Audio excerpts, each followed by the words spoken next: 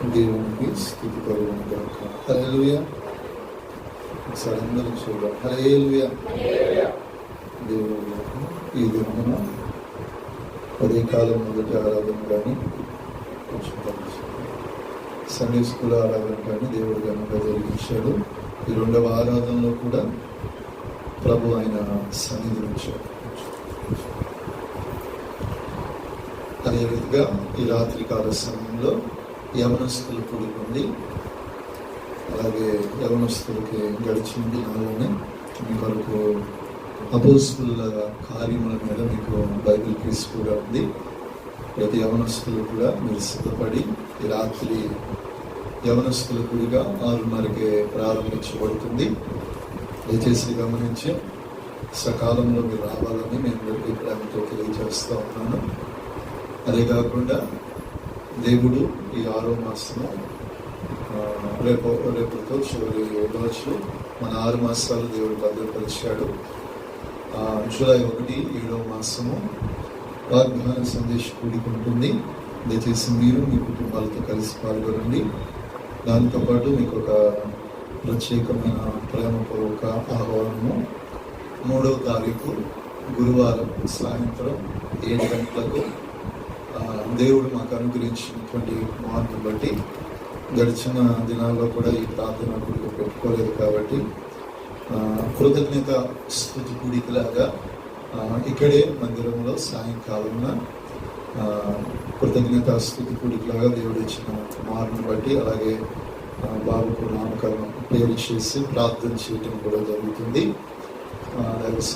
సంఘ కుటుంబాలందరూ కూడా మీరందరూ కూడా మీ కుటుంబాలతో వచ్చి దేవుడు ఇచ్చిన బహుమానమును మీరందరూ కూడా ప్రార్థించి ఆశీర్వదించాలని ప్రేమతో తెలియజేస్తున్నాను. ఎందుకంటే చాలా మంది చూడలేదు అనుకుంటారు బాబుని, కొద్దిమంది సిస్టర్స్ బ్రదర్స్ వరకు వచ్చారు.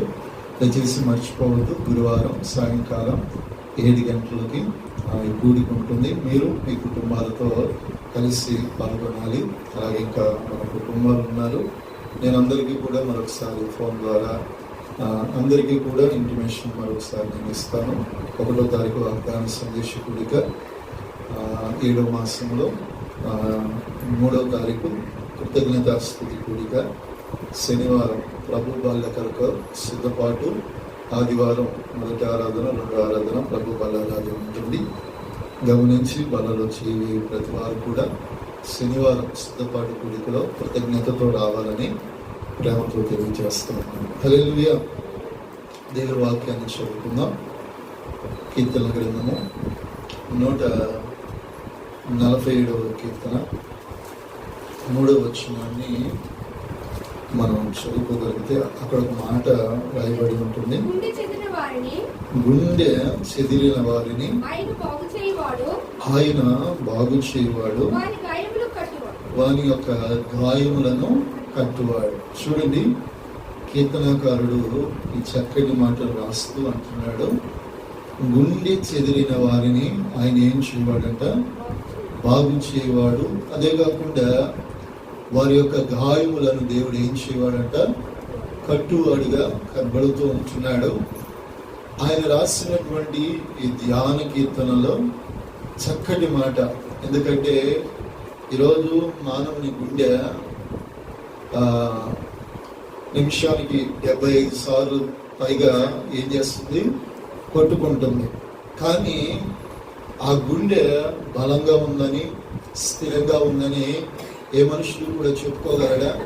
ఎందుకంటే ఈరోజు లోకములో కుటుంబ వ్యవస్థలు కావచ్చు, వారి యొక్క విశ్వాస జీవితం యొక్క పరిమాణం కావచ్చు, వారి జీవితంలో ఎదురయ్యేటటువంటి కొన్ని ఆటుపోటుల మధ్య మానవుని యొక్క హృదయం, ఈ గుండె ఎప్పటికప్పుడు ఏమవుతా ఉందంటే చెదిరిపోతూ ఉంటుంది. అంటే ఈరోజు ప్రతి మనుషుడు మన కంటికి కనబడటానికి శారీరకంగా చక్కగా, నీట్గా, డిగ్నిఫైడ్గా, చాలా మంచిగా కనబడుతున్నాడు. కానీ ఈ లోపట ఈ గుండె, ఈ లోపట అతని హృదయంలో దాగి ఉన్న బాధ, ఈ లోకట మనిషి జీవితంలో మిళితమైనటువంటి ఈ బాధను వర్ణనాతీతముగా ఒక మనిషి జీవితము నడిపించబడుతూ ఉంటుంది. పైకి ఎంత చక్కగా ఉన్నా, పైకి ఎంత నవ్వుతా ఉన్నా, కానీ ఈ హృదయ వేదనలు ప్రతి వారి జీవితంలో ఎక్కువైపోయాయి. అయ్యో ధనము కలిగిన వాడైతే, అయ్యో బలవంతుడైతే, ఇంకా చెప్పాలంటే ప్రేరు ప్రఖ్యాతులు కలిగిన వాడైతే, అయ్యో ఈ లోకములో అందరికంటే ఆధిపత్యము కలిగిన వానికైనా ఈ బాధ లేక పోలేదు. ఎందుకంటే ఎవరు దీనికి అతిథులు కానేరారు. ఎందుకొరకు అంటే మానవ జీవితం అనేది ఈ లోకపు యొక్క పోకటలో, సమస్యల మధ్య, సమస్యలని సుడిగండముల మధ్య, అయ్యో కష్టమనేటటువంటి కన్నీటి మధ్య ఈ ప్రయాణం ఏమవుతుందంటే కొనసాగించబడుతుంది. ఎప్పుడు ఏ పరిస్థితి, ఎప్పుడు ఏ స్థితిగతులు, ఎప్పుడు ఏ దుఃఖం, ఎప్పుడు ఏ కన్నీరు వారి జీవితాల్లోకి వస్తుందో తెలియదు. కానీ ఈ గుండె మాత్రం ఏదో ఒక రోజు ఆ బాధ, ఆ దుఃఖము చేత చెదిరిపోయేటటువంటి పరిస్థితుల మధ్య మానవ జీవితం నడిపించబడతా ఉంది. అందుకే భక్తుడు అనుభవంతో కూడిన మాట.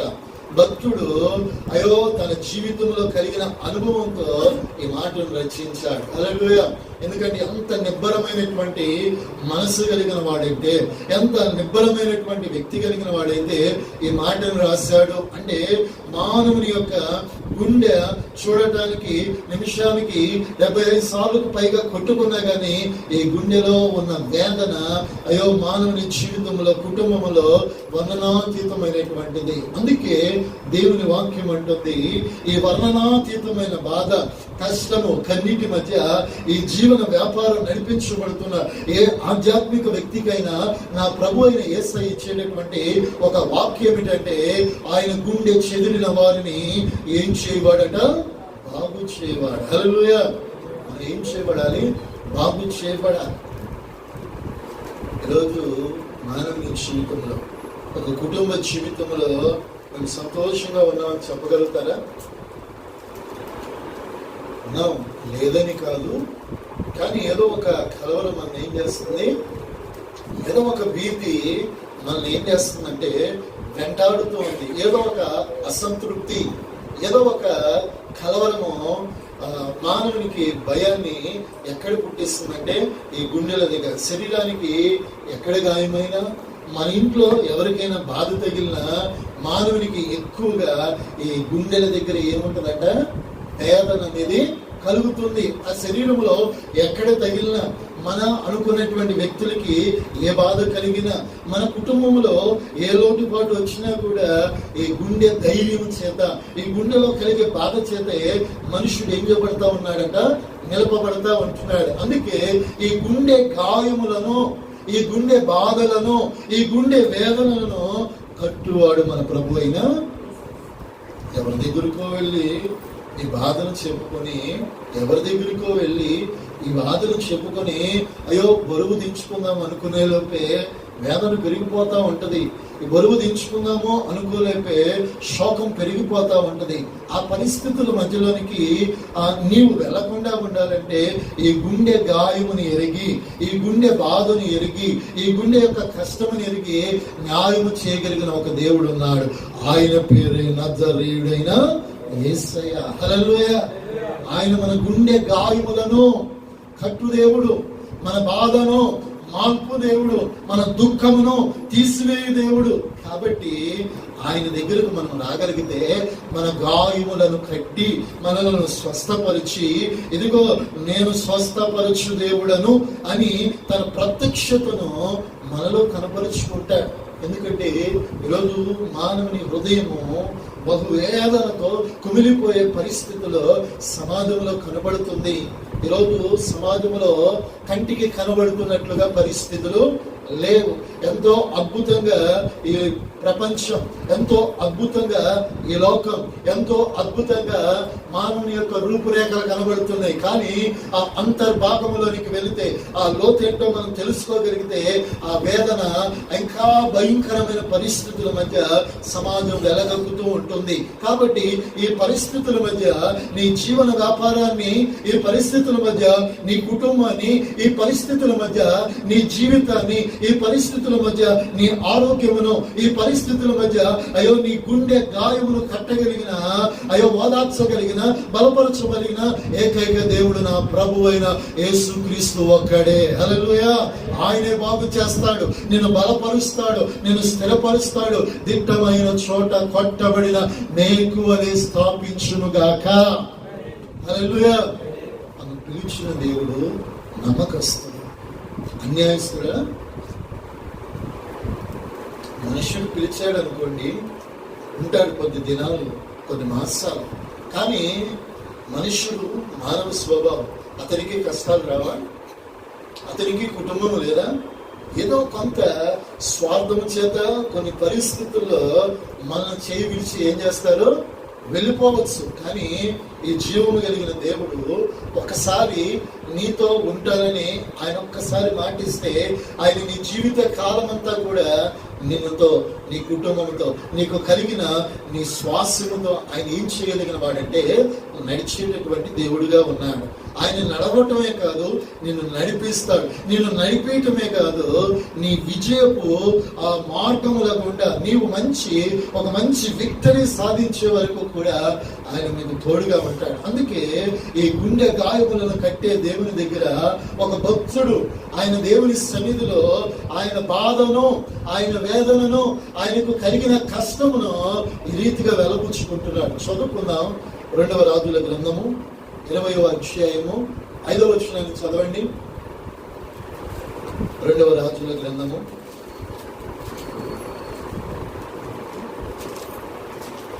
2వ రాజుల గ్రంథము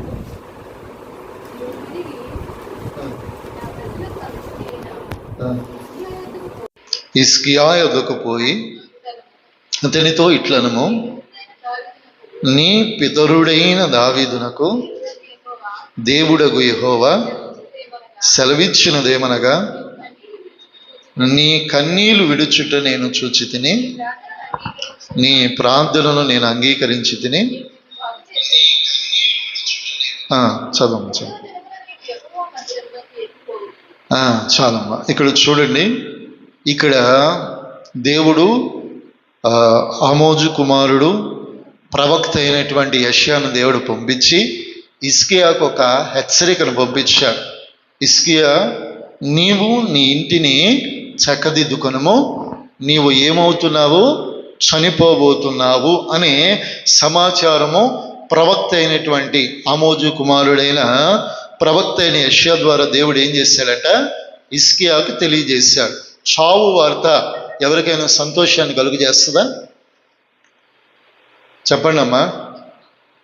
ఏం నోరు జరగట్లేదు ఏమ్మా?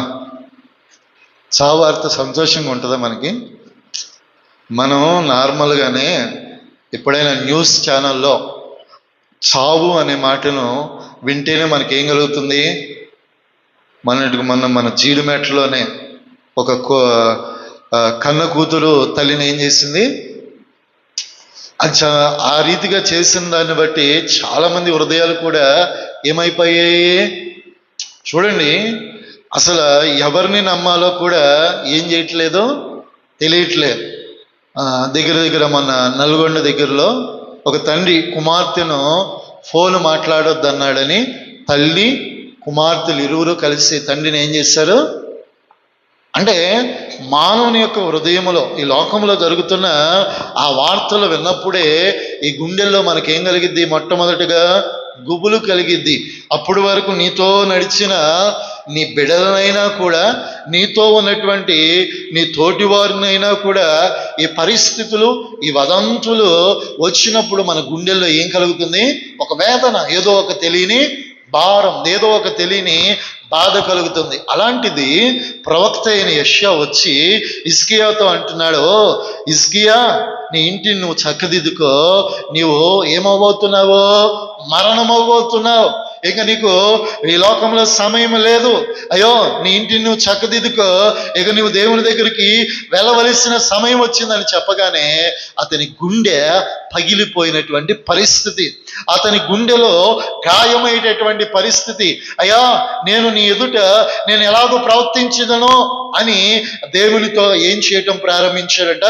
మనవి చేయటం ప్రారంభించాడు. అయ్యా ఇదిగో మా పితరులైనటువంటి రాజులు కావచ్చు, మా పితరులైనటువంటి అహాజు కావచ్చు, అంతకు ముందు ఉన్నటువంటి ఆ రాజులు కావచ్చు, వ్యర్థమైనటువంటి అస్తారోతు కానీ బయలుపారు కానీ ఉన్నటువంటి దేవతా స్తంభములను దేశములో ప్రతిష్ఠిస్తే నేను నీ కొరకు యెహోవా యాజకులను ఆసాపు గాన కీర్తికులను నేను ఏర్పాటు చేయలేదా?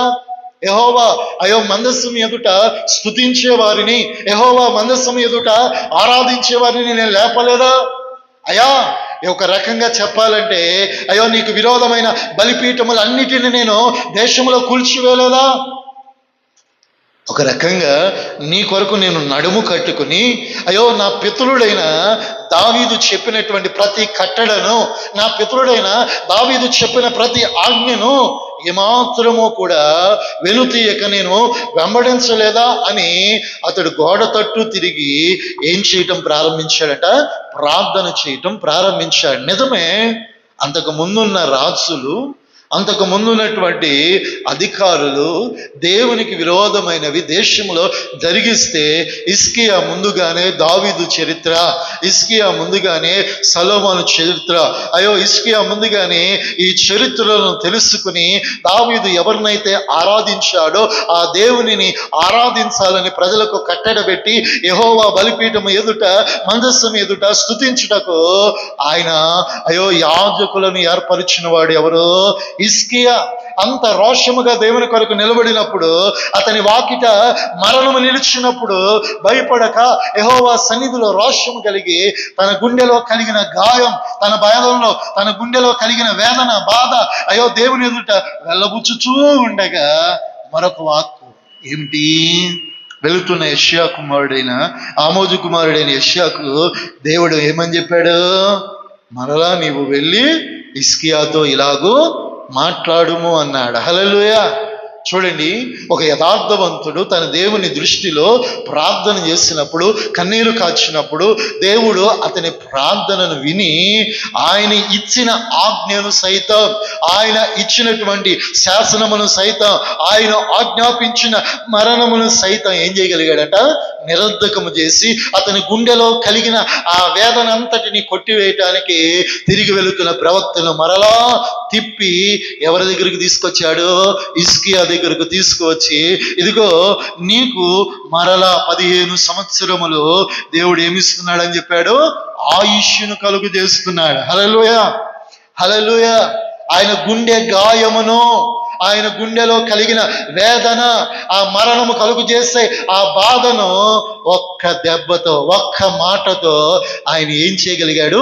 మాన్పగలిగాడు. అంటే ఆయన చేతిలో ఎవరి గుండెలో ఉన్న, ఎవరి జీవితంలోనైనా, ఎవరి కుటుంబ వ్యవస్థలోనైనా ఏ బాధ అయినా, ఏ కష్టమైనా, ఏ కన్నీరైనా కలిగినప్పుడు ఆ బాధను, ఆ కన్నీటిని మార్పగలిగిన శక్తి ఆయన చేతిలో ఉంది. హల్లెలూయా. చరిత్రలను మార్చగలిగిన శక్తి, రాజులను సైతం వంచగలిగిన శక్తి, ఆయన ఎదుట సమస్త లోకవాలి ప్రతి మోకాలు వంగునట్లు చేయగలిగిన శక్తి, రాజాజ్ఞను సైతం మార్చగలిగిన శక్తి, స్వారూప్యము కలిగిన దేవుడు మన ప్రభు అయిన యేసయ్య. హల్లెలూయా. చూడండి, ఆయన గుండె గాయమును, హిజ్కియా గుండె గాయములను ఆయన కట్టగలిగాడు. హల్లెలూయా. ఈరోజు మీ జీవితంలో కూడా హిజ్కియా వంటి ఆరాధన, హిజ్కియా వంటి స్తుతి, హిజ్కియా వంటి ప్రార్థన జీవితం మనలో ఉండాలి. స్తుతించుట క్రైస్తవునికి ఒక మంచి లక్షణం. ఉదయమున లేచినప్పుడు ప్రతి క్రైస్తవుడు దేవుడిచ్చినటువంటి ప్రతి దినమును బట్టి ఏం చేయాలి? మనకంటే జ్ఞానులు, మనకంటే గొప్పవారు, మనకంటే తెలివిమంతులు ఈ రోజును చూడలేదమ్మా. గొప్ప గొప్పవారు ఈరోజు చూడలేదు. కానీ మనలో ఏ యోగ్యత ఉన్నదని దేవుడు మనల్ని పిలిచాడో తెలియదు. కానీ మన జీవితంలో ప్రతిరోజును కూడా అద్భుతంగా దేవుడు ఇస్తున్నాడు. నీవు అడుగుపెట్టిన ప్రతి స్థలములో కూడా నిన్ను బలపరుస్తున్నాడే. నీ వెలుచుతున్న ప్రతి ప్రయత్నములో కూడా సఫలీకృతం చేస్తున్నాడే. ఆకలి, బాధ, దుఃఖము, కన్నీటిలో కూడా నీకు అండగా నిలబడి నీ జీవితంలో ప్రతిదినము ఆశీర్వాదంగా నడిపిస్తున్నాడంటే నీ పక్షమున, నీ కుటుంబ పక్షమున ఆయన కలిగిన చిత్తం ఏ పాటిదో ఒక్కసారి నువ్వు గమనించు. నీ ఆయుష్ని ఇచ్చే కొలది దేవుడు నీకు ఆరోగ్యమునిచ్చే కొలది, దేవుడు నీకు బలమునిచ్చే కొలది, దేవుడు నీకు క్షేమమునిచ్చే కొలది ఎవరిని స్తుతించాలి? దేవుని స్తుతించాలి. బలం ఉన్నప్పుడే, ఆరోగ్యం ఉన్నప్పుడే, కష్టం వచ్చినప్పుడే ప్రభువుని స్తుతించడం కాదు, అన్ని సమయములలో, అన్ని సందర్భాలలో ఏకరీతిగా ప్రభువుని ఏం చేయాలమ్మా? చెప్పండి, ఏం చేయాలి? ఆకలితో ఉన్నవాడికి అలాగే కడుపు నిండిన వానికి తేడా ఏంటి చెప్పండి? ఆకలితో ఉన్నవానికి ఆకలి విలువ ఏంటి? ఆ పూటకు ఒక ముద్ద దొరికితే, ఒక ఏదైనా దొరికితే చాలు అనుకుని అతడు ఏం చేస్తాడు? దాని కొరకు ఆశపడతారు. కడుపు నిండిన వానికి ఎలా ఉంటుంది? కూర్చున్న చోటు నుంచి లెగుస్తాడా? తన స్థితిలో, తనకున్న ఆ ధనాన్ని బట్టో, తనకున్న పరిస్థితిని బట్టో తన మాట, స్వభావం అన్నీ కూడా ఏమైపోతుంటాయి? మార్చబడతాయి. కానీ ఈ ఆకలి వేదన ఎలాంటిదంటే తన జీవితంలో తాను చేయవలసిన పనిని తెలియజేస్తుంది. అయ్యో, ఈ ఆకలి వేదన ప్రతి క్రైస్తవ విశ్వాస జీవితంలో మనం నేర్చుకోవాల్సింది ఏంటంటే కడుపు నిండా తినటం కాదు, ఆ కడుపులో కొంచెం వెలితి పెట్టుకోవాలి. అవునా కదమ్మా? ఇప్పుడు జనాలు కడుపు ఆరా తింటారు, దాన్ని కరిగించుకోవటానికి ఎక్కడికి వెళ్తున్నారు? ఎన్ని వేలు పెడతారు చెప్పండి? మనము తినేటటువంటి ఆహారంలోనే కొంచెం వెలితి పెడితే మన ఆరోగ్యము ఉంటుంది. అలాగే ఆ కొంచెము ఆకలి మన స్థితిలో, మన పరిస్థితుల్లో మనం ఏం చేయాలో కూడా తెలియచేస్తుంది. ఎందుకంటే కడుపు నిండా తింటే మనిషి జీవితంలో సోమరితనం వస్తుంది. సోమరితనము ఎక్కడికి తీసుకెళ్తుందంట? దరిద్రతలోనికి. సామెతల గ్రంథంలో ఆయన ఎన్నో మాటలు చెప్పాడు. సొలొమోను మామూలోడు కాదు, అనుభవంతో రాసినటువంటి చాలా విలువైన మాటలు అందులో ఉన్నాయి. కొన్నిసార్లు ఆయన మనుషులను గురించి, ప్రజలను గురించి వారి బద్ధకస్తాన్ని బట్టి చెబుతూ, ఓ సోమరి ఏం చూడమంటున్నాడు? చీమలను, అవి వేసవి కాలములో, ముందున్న కాలం ఏ కాలమని? వర్షాకాలము అని ఎరిగి ఈ వేసవి కాలములోనే అవి ఏం సమకూర్చుకుంటాయంట? ఆహారమును సమకూర్చుకుంటాయి. ఒక ఆధ్యాత్మిక క్రైస్తవునిగా నీ కొదువేమిటో, నీ అక్కరత ఏమిటో, నీ ఇబ్బంది ఏంటో, నీ సమస్య ఏమిటో నీవు ఎరిగినప్పుడు నీవు కూడా రాబోతున్న దినములలో దేవుని ఆశీర్వాదము నీ మీద, నీ బిడ్డల మీద కుమ్మరించబడినట్లుగా నీ సమయాన్ని లోకములో దొంగిలించు. ఫోన్ల దగ్గర, టీవీల దగ్గర, అయ్యో ముసలమ్మ ముచ్చట్ల దగ్గర నీ విలువైన సమయాన్ని దొంగిలిస్తావా? లేదే. దొరికిన సమయము వాక్యాన్ని ధ్యానించు. వీలైతే నీ బిడ్డల కొరకు, నీ కుటుంబం కొరకు చేతులెత్తి స్తుతించి ఏం చేయాలంట? ప్రార్థన చేయాలి. ఆ ప్రార్థన నీ గుండెను, చెదిరిపోయిన నీ గుండెను, గాయమైన నీ గుండెను, బాధపరచబడుతున్న నీ గుండెను బాగు చేయగలిగిన శక్తి ఆ ప్రార్థనకు ఉన్నది. హల్లెలూయా. అందుకే అంటున్నాడు కదా భక్తుడు, ప్రార్థన ప్రతి పరిస్థితిని, లోకములో గనులైన వారి చరిత్రలనే మార్చారు. మనము ఎంత గొప్ప గొప్ప వారి చరిత్రలనే మార్చింది ఒక ప్రార్థన. ఈరోజు మన జీవితంలో, ఆనాటి కాలంలో మనందరికీ తెలుస్తుంది, స్టెఫెనును రాళ్లతో కొట్టి చంపటానికి ప్రేరేపించిన వ్యక్తి ఎవరమ్మా?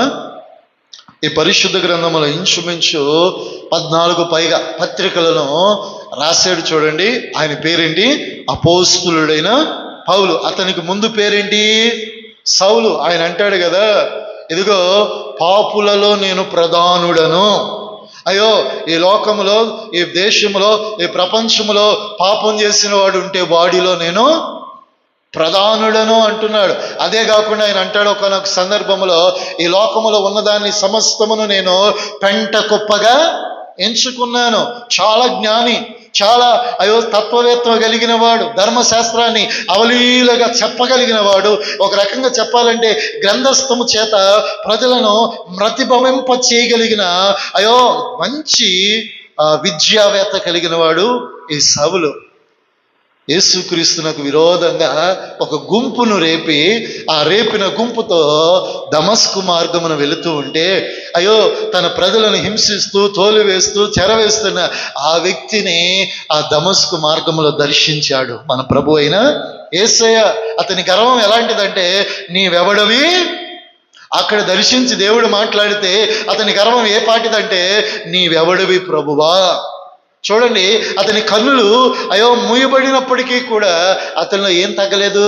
అంతటి గర్వాంధుడిని సైతం, అంతటి వ్యక్తిని సైతం వంచగలిగింది కేవలం ఆనాటి కాలములో అపోస్తుల కన్నీటి ప్రార్థన.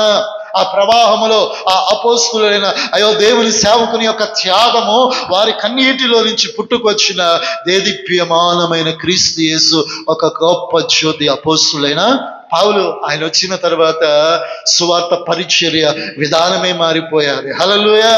అప్పటి వరకు చల్లగా మెల్లగా వెళుతున్న నీరు సముద్రపు యొక్క వేగ ప్రవాహము కంటే, నదుల వేగము కంటే బలంగా దేవుని సువార్త ప్రచురించుచు అన్ని దేశములకు ఏం విస్తరించబడ్డదంట? సువార్త విస్తరించబడ్డది. అంటే ఒక ప్రార్థన గర్విష్ఠులను సైతం, ఒక ప్రార్థన గుండె చెదిరిన వారిని సైతం మార్చగలిగింది.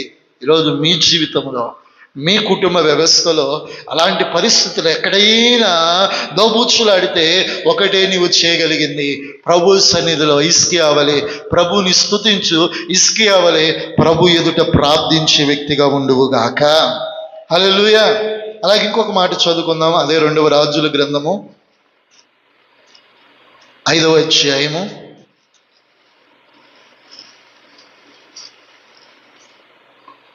3వ వచనం.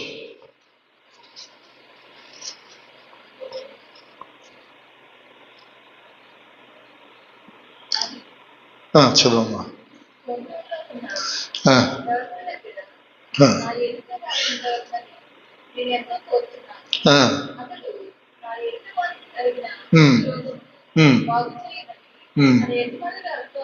చూడండి, ఇక్కడ మనందరికీ తెలిసిందే, సిరియా రాజు సైన్యాధిపతి ఎవరమ్మా? నయమాను. ఆయన మంచి సైన్యాధికారి, మంచి యుద్ధ నైపుణ్యత కలిగిన వాడు. అంత నైపుణ్యత కలిగిన వానికి ఒక వ్యాధి ఉంది. ఆ వ్యాధి ఏంటంటే కుష్టు వ్యాధి. ఎల్లప్పుడూ కూడా శరీరములో చీములాగా ఆ వ్యాధి ఎల్లప్పుడూ కూడా తన వస్త్రముల్లో ఏమవుతా ఉంటుందంట? కారుతా ఉంది. ఎప్పటికప్పుడు తన శరీరాన్ని ఏం చేసుకోవాలంట? క్లీన్ చేసుకోవాలి. ఎప్పుడైనా చేతికి గాయమైతే, మనకి ఏదైనా ఒకసారి ఏదైనా తినకూడదు, ఆ గాయమైనప్పుడు తింటే ఆ శరీరంలో నుంచి చీము నీరు ఎలా కారుతుందో, అలాగే ఈ కుష్టు వ్యాధి వచ్చిన వారి యొక్క శరీరములో నుంచి కూడా ఎల్లప్పుడూ ఎక్కడి నుంచి అయినా ఆ శరీరంలో భాగములన్నిటి నుంచి కూడా ఈ చీము అనేది కారుతూ ఉండేది. ఆ వేదన అతని జీవితంలో అతను బాధపడతా ఉన్నాడు. అయితే ఒకానొక సందర్భంలో ఆయన ఒక ప్రాంతానికి వెళ్ళి ఆ పట్టణాన్ని సాధించుకుంటూ వస్తూ ఒక చిన్నదాన్ని తీసుకుని ఎక్కడికి వచ్చాడంట? తన దేశంలోనికి వచ్చారు. ఆ చిన్నది ఇజ్రాయేళ్ల సర్వశక్తుడైన దేవుణ్ణి ఎరిగిన చిన్నది. హల్లెలూయా. ఆ చిన్నది ఇజ్రాయేళ్ల సర్వశక్తుడైన దేవుణ్ణి ఎరిగిన చిన్నది. తన యజమానుడైనటువంటి నయమాను కలిగి ఉన్న వ్యాధి ఏమిటో ఆమె చూసింది, గ్రహించింది. ఆయన అంత సైన్యాధికారి అయినా, అతడు ఎక్కడికి వెళ్ళినా, ఎన్ని యుద్ధాలు చేసినా, అతడు ఎక్కడికి వెళ్ళినా, ఎన్ని జయాలు పొందినా కూడా అతని శరీరంలో ఉన్న వ్యాధి అతని జీవితాన్ని, అతని గుండెను ఎంతగానో బాధపరుస్తుంది. తన భార్య కూడా తన యొక్క భర్తకు ఉన్నటువంటి ఆ వ్యాధిని ఇతరులకు చెప్పుకోలేక, తన కుటుంబీకులకు చెప్పుకోలేక, అందరి ఎదుట ఆమె కుమిలిపోతున్నటువంటి పరిస్థితుల్లో ఈ చిన్నది ఆ గుండె చెదిరి, ఆ బాధలో, ఆ దుఃఖములో, ఆ వ్యాధిలో ఉన్న వారికి ఒక చక్కటి ఊరటనిచ్చింది. ఏమని? షోమ్రోనులో ఒక దైవ సేవకుడు ఉన్నాడు, ఆయన దగ్గరకు నా దాసుడు వెళ్ళగలిగితే ఆయన నిశ్చయముగా ఏం పొందుతాడని చెప్పింది. చెప్పండి అమ్మా. స్వస్థత. అతడు ఎవరి కింద? రాజు కింద సైన్యాధికారి. రాజు కంటే ఎక్కువ అధికారం ఎవరి చేతిలోనే ఉంటుంది? ఇప్పుడు ముఖ్యమంత్రి కింద హోంమంత్రి ఉన్నాడు అనుకోండి.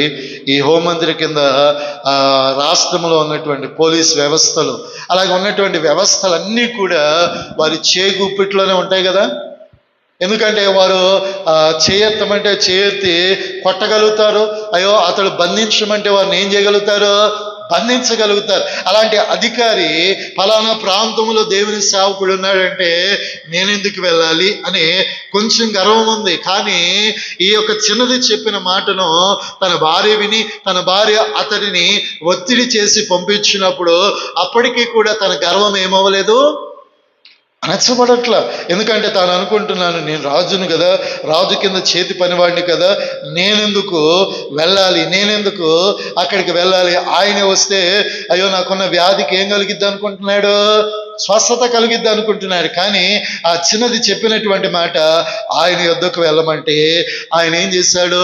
సరే పోనీలే అని చెప్పి తన గర్వాన్ని, తనకున్నటువంటి స్థాయిని దించుకుని ఎలీషా దగ్గరికి వెళ్ళాడు. ఆయన ఏం చెప్పాడు? చదువుకుందాం. అదే 5, 9, 10 చదవండి. ఆయన యొద్దకు వెళ్తే ఆయన ఒక మాట చెప్పాడు. నయమాను గుర్రములతోనూ రథములతోనూ వచ్చి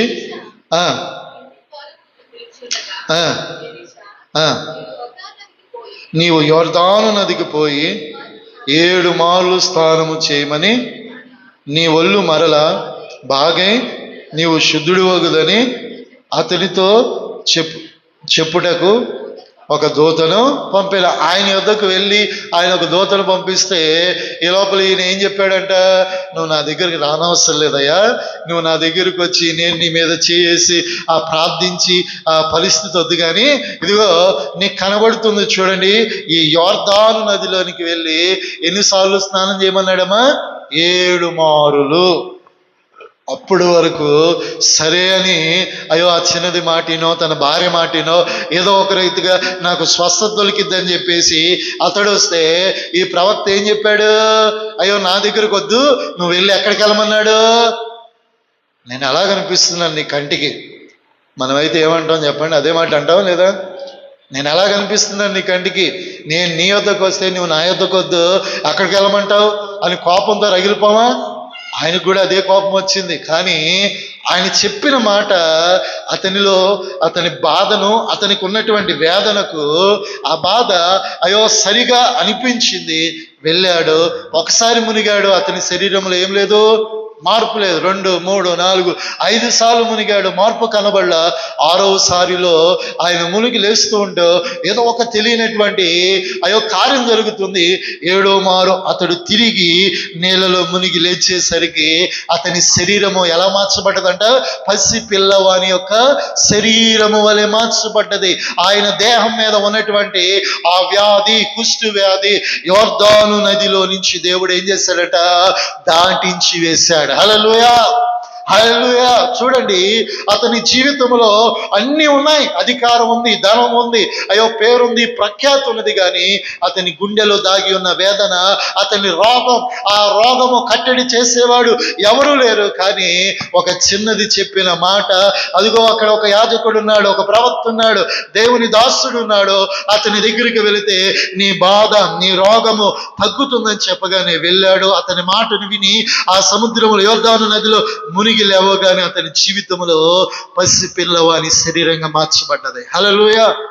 చూడండి, ఆయన గుండె గాయమునే కాదు, ఈ గుండెలో అయ్యో ఈ శరీరం మీద ఉన్నటువంటి వ్యాధులను కూడా ఏం చేయవాడంట? బాగు చేయవాడు. వారి యొక్క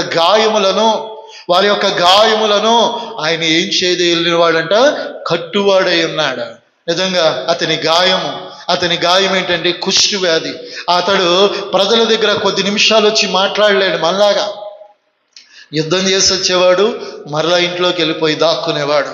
అలాంటి అతని జీవితము మరలా ప్రజల మధ్యలో సంచరించి ఒక యుద్ధ సారథిగా నడిపించటానికి దేవుడు కృప చూపించాడు. హల్లెలూయా. నా దేవునికి ఉన్న సామర్థ్యత ఏంటంటే, లోకంలో మనుషులు గుర్తించినా గుర్తించకపోయినా, వ్యక్తులు ఆశ్రయించకపోయినా ఆయన సామర్థ్యత ఏ పాటిదే అంటే, మనుషులెవ్వరూ చేయలేని, మనుషులందరూ చేతులు వదిలేసినప్పుడు, మనుషులెవ్వరూ కూడా మన పక్షాన లేనప్పుడు ఆయన ఇచ్చే ధైర్యం ఏంటంటే, ఇదిగో నేనున్నానయ్యా, నీవెందుకు బాధపడతావు, నేనున్నాను, నేను నిన్ను విడిచిపెట్టలేదు కదా అనే ఒక ధైర్యమునిచ్చేటటువంటి ఏకైక శక్తి కలిగిన సామర్థ్యత కలిగిన దేవుడు ఆయన. హల్లెలూయా. ఆ దేవుణ్ణి కలిగి ఉన్నాం. లోకములో గనులకు లేని ధన్యత, లోకములో ధనవంతులకు లేని ధన్యత, బలాఢ్యులకు లేని ధన్యత నా యేసు క్రీస్తుని కలిగిన నీకు ఇచ్చాడు. ఈ ధన్యతను ఎక్కడ మిస్యూజ్ చేసుకోవద్దు. ఎందుకంటే దేవుడు నీకు ఇచ్చిన పరలోక సంబంధమైన ఐశ్వర్యం నా దేవుని సన్నిధి. ఆ సన్నిధిలో నీవు ఏవైతే అడుగుచున్నావో, ఏవైతే పొందుకోవాలనుకుంటున్నావో అవన్నీ కూడా దేవుడు నీకు అనుగ్రహిస్తాడు. హిజ్కియాకే ఆయుష్నిచ్చిన దేవుడు, నయమానుకి రోగమును తీసివేసిన దేవుడు. నీ జీవితంలో నీ కొదువేమిటో ఆయనకి తెలుసు. నీ జీవితంలో నీ ఇబ్బంది ఏమిటో తెలుసు. నీ జీవితంలో నీ దుఃఖం ఏమిటో తెలుసు. నీ జీవితంలో నీ ఆర్థిక స్థితి ఏమిటో తెలుసు. నీ జీవితంలో నిన్ను వెంటాడుతున్న కలవరం ఏమిటో తెలుసు. నీ జీవితంలో నిన్ను పట్టి పీడిస్తున్న ఆ బాధ ఏమిటో దేవునికి తెలుసు. ఆయన సన్నిధికి వచ్చి, ప్రభువా నన్ను బాగు చేయవా, ప్రభువా నా బాధను తీసివేయవా, ప్రభువా నా పరిస్థితుల్లో నెమ్మదినివ్వా, సమాధానమునివ్వా, ఆరోగ్యమునివ్వా అని దేవునికి నీవు నేను మొరపెట్టగలిగితే నీ చరిత్ర మార్చబడును గాక. హల్లెలూయా. ఎలా మారుస్తాడంటే నీవు నేనే ఆశ్చర్యపోదుము గాక. హల్లెలూయా. ఇంకొక మాట నేను చెప్పి నేను ముగిస్తాను. హోషేయ గ్రంథము 6వ అధ్యాయము, హోషేయ గ్రంథము 6వ అధ్యాయము 1వ వచనం చదవండి.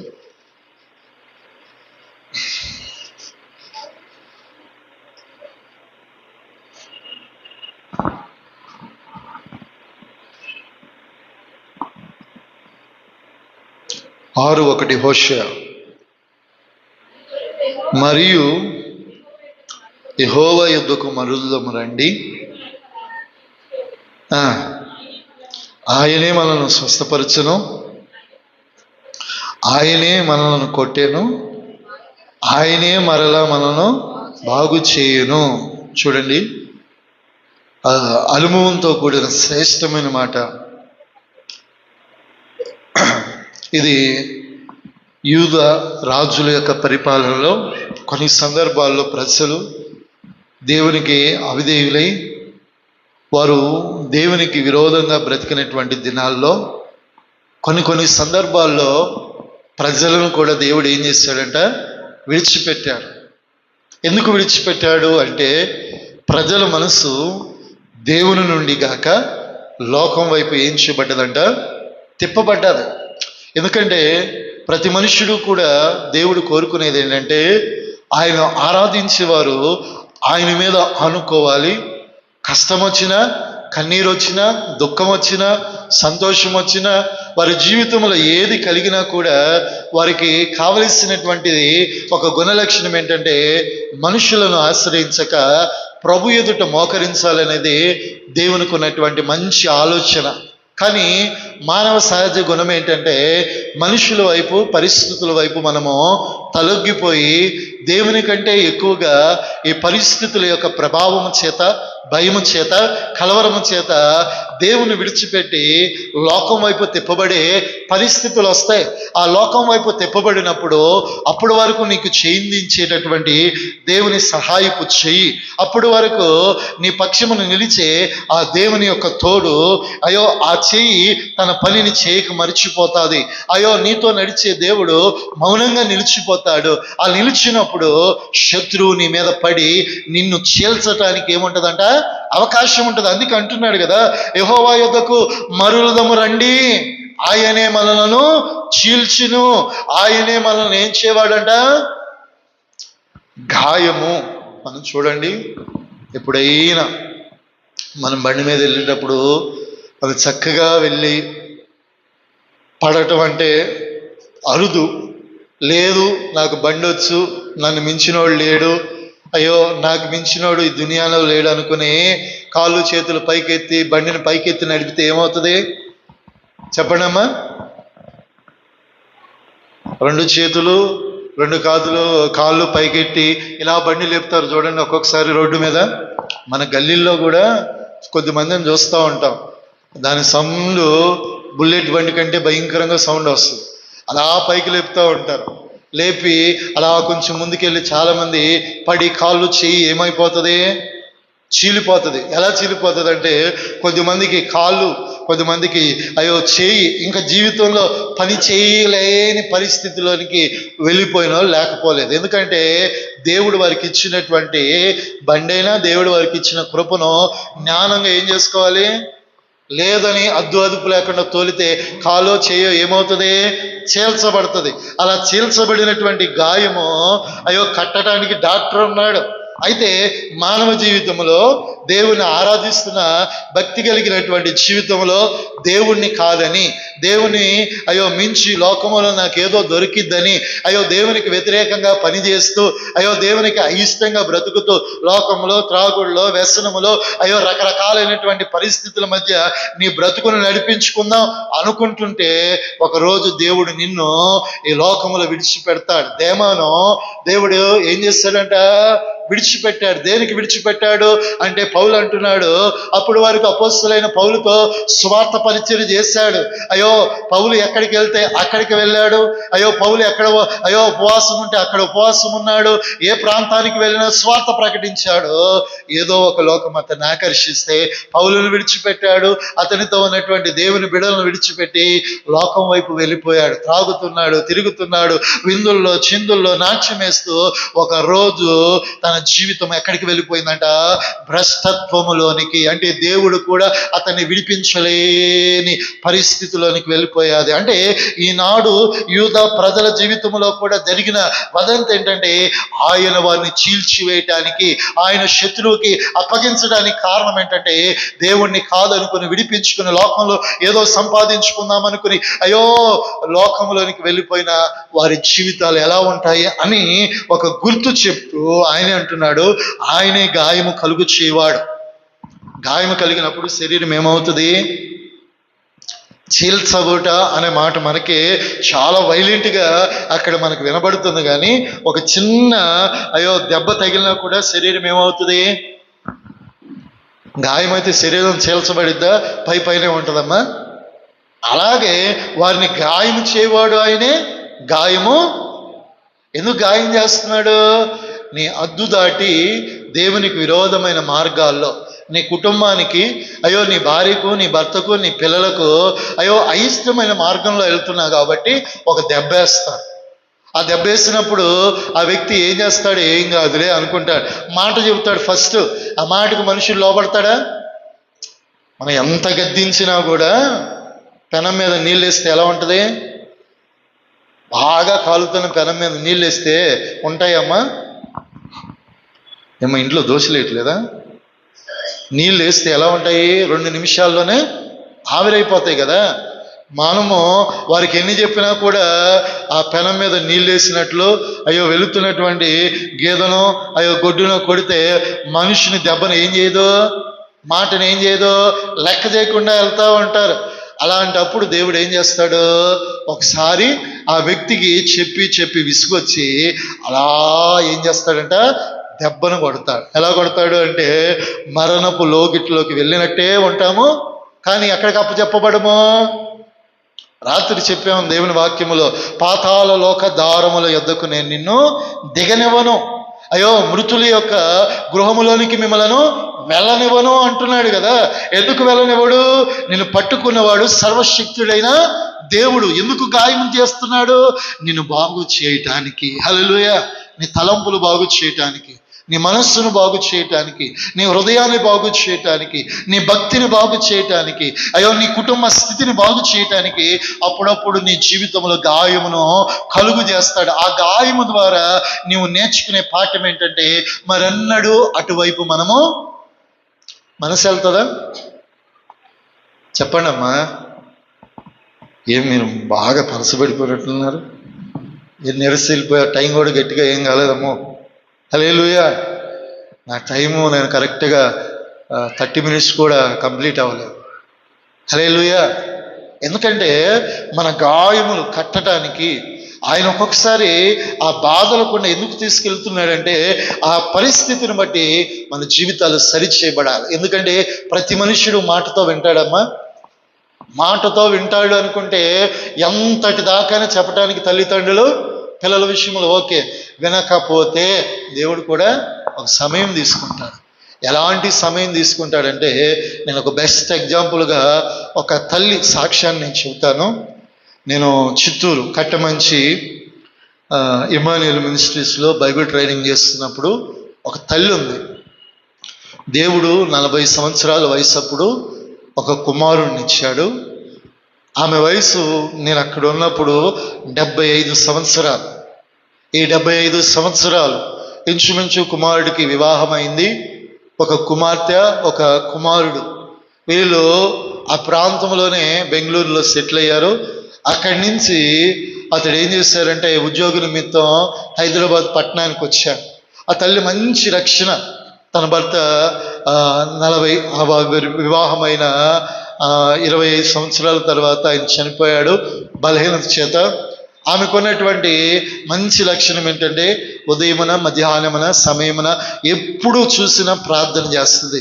తన కొడుకు చెబుతుంది ఏమని, యేసుక్రీస్తు ప్రభుల వాడు నాకు వృద్ధాప్యమందు 40 సంవత్సరాలు పైన వయసు పడినప్పుడు నేను ఇచ్చాడురా. నాకు 17 ఏళ్ళప్పుడు వివాహం అయింది. నువ్వు పుట్టేయడానికి ఇంచుమించు 15 సంవత్సరాలు. లోకంలో చాలామంది ఎన్నో చేశారు. అయ్యో నా అత్త, అయ్యో మా తల్లిదండ్రులు ఎన్నో మాటలు అన్నారు. ఇక నీకు పిల్లలు పుట్టరు, నీ జీవితం ఇంతే, శాపం అన్నారు. కానీ నేను నమ్ముకున్న నా దేవుడు నన్ను సిగ్గుపరచకుండా నిన్ను బహుమానంగా ఇచ్చాడురా. అయ్యో నువ్వు ఇచ్చిన నీవు యేసుక్రీస్తు పరిచర్లో ఉండాలి అంటే అతడు స్నేహితులంతా లోకస్తులు, లోకంలో తిరిగేవాళ్ళు, తాగేవారు.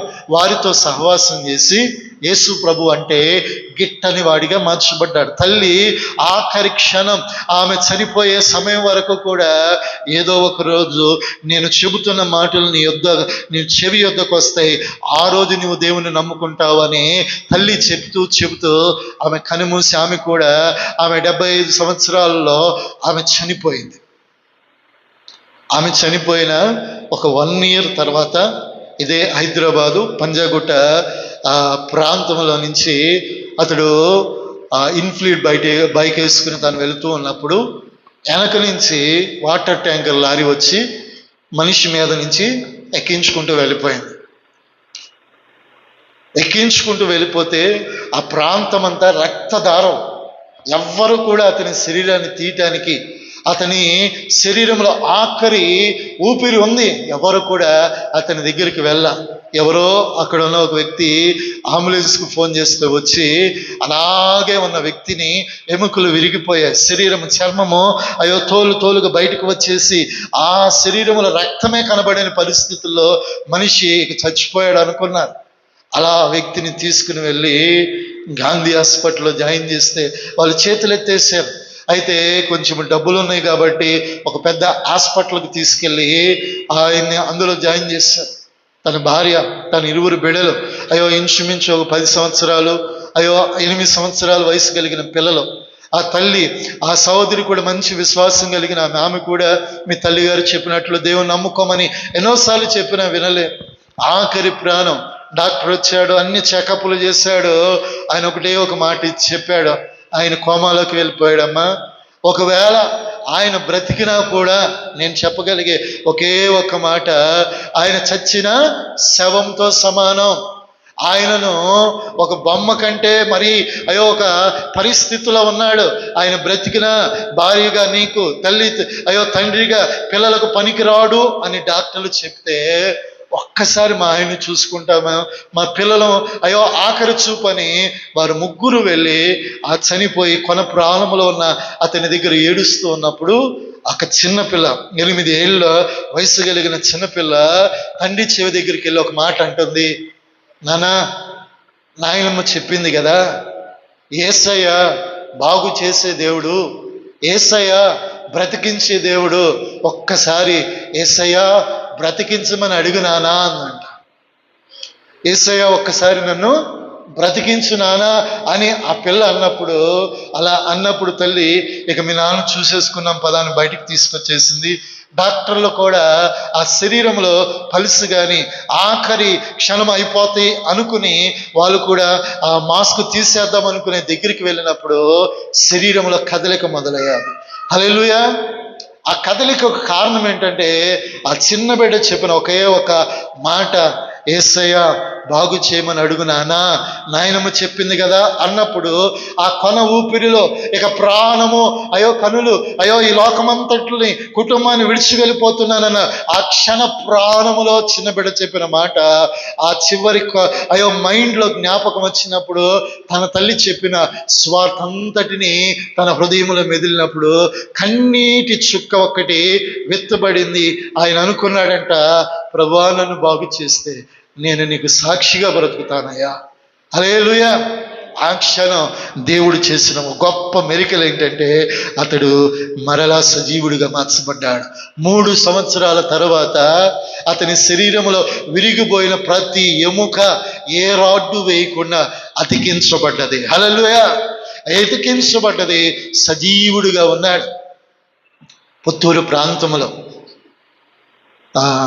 సిఎంసి మన ఇండియాలోనే నెంబర్ 1 హాస్పిటల్ అది. అందులో తీసుకెళ్ళి అతనికి చికిత్స చేశారు. అతని దేవుడు సజీవుడిగా చేశాడు. హల్లెలూయా.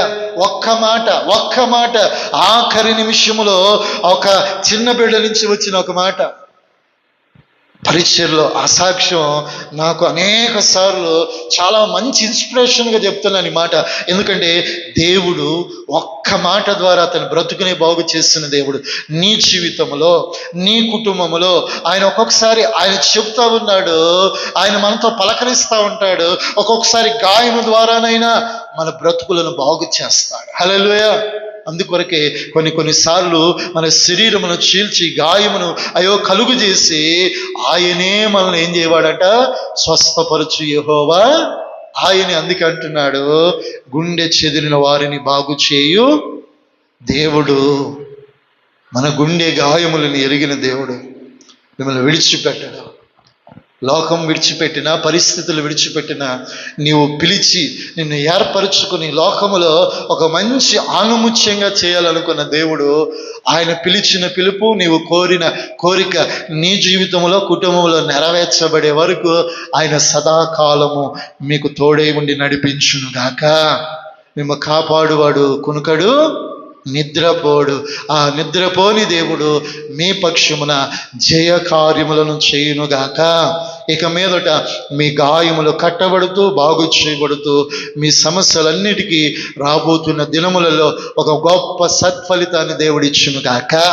ఆ కృప చేత మీ కుటుంబాలను ప్రభు మహదైశ్వర్యం చేత నింపి ఆశీర్వదించునుగాక. ప్రార్థన చేసుకుందాం. అందరూ మోకరించండి దైవసన్నిధిలో. నీ గుండె గాయములను ఎరిగిన దేవుడు, నీ లోగిట వేదనని